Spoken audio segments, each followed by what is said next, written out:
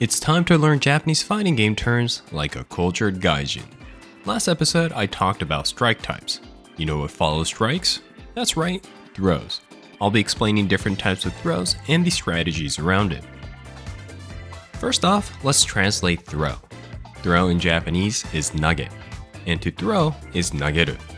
If you want to specify direction, you would add mae or ushiro, which is forward and backward. For example, Ken's back throw would be Ken no ushiro nage. Air throws are called ku nage. Ku is shortened word for kuchu, which means aerial. Breaking or teching throws can be different based on game and player background. Some people will call it nage-nuke, where nuke means pull or get out, so pulling or getting out of throws. The other is gurapu, which is derived off the word grapple.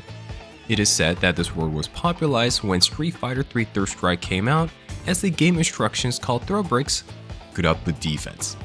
My image is that most older folks who went through Third Strike will call it gurapu, while the new players call it nage-nuke. When doing strike or throw mix-ups in situations such as wake up, there are multiple defensive and offensive techniques. For example, if you want to block a meaty and also break a throw, you can do a delay tech. In Japanese, this is called okurase gurapu. Okurase means delayed, so this is pretty much the same as English. To counter this technique, the attacker can do a delayed strike to frame trap their opponent. This is called guratsubushi, which is short for gurapu tsubushi. Tsubushi is crush, so throw tech crusher. To me, this sounds much cooler than frame trap. To counter this counter, the defender can throw at their earliest point. This is called hayanage, which is early throw. Another thing the attacker can do is shimmy. Funny thing is that in recent years, the Japanese players have imported this word from English, so shimmy. If you want to say it in the traditional way, it's nage-nuke sasoi. Nage-nuke is throw tech we talked about earlier, and sasoi is to invite, or in this context, tricking the opponent into doing a specific action. The last thing I'm going to introduce is neutral jump attack to punish a throw tech attempt. This one is called Gaijin gari. Gaijin means primitive man, and kari translates to hunt. So hunting primitive men? What? This is a joke against Street Fighter 4 players who still haven't lost the habit of crouch teching and becoming easy prey to neutral jumps. Imagine calling 09ers ancient. Let's move on to command throws. This is pretty much the same as English. Komanage, which is short for komando nage. Komando is Japanese pronunciation of command. If you want to specify input motion, 360s are called ikkaiten, which translates to one rotation. For 720s, simply replace one with two, which would be nikkaiten. The act of turning uses the onomatopoeia guru-guru, which is generally used when spinning things. If you watch players like Itabashi Zangief, you'll hear him saying this constantly on stream. The technique of canceling jump starter frames to a command grab is Jankyan Komanage. Jankyan is short for jump canceru, which is simply a Japanese pronunciation of jump cancel. Hey, it's the same as English. Oh, I almost forgot.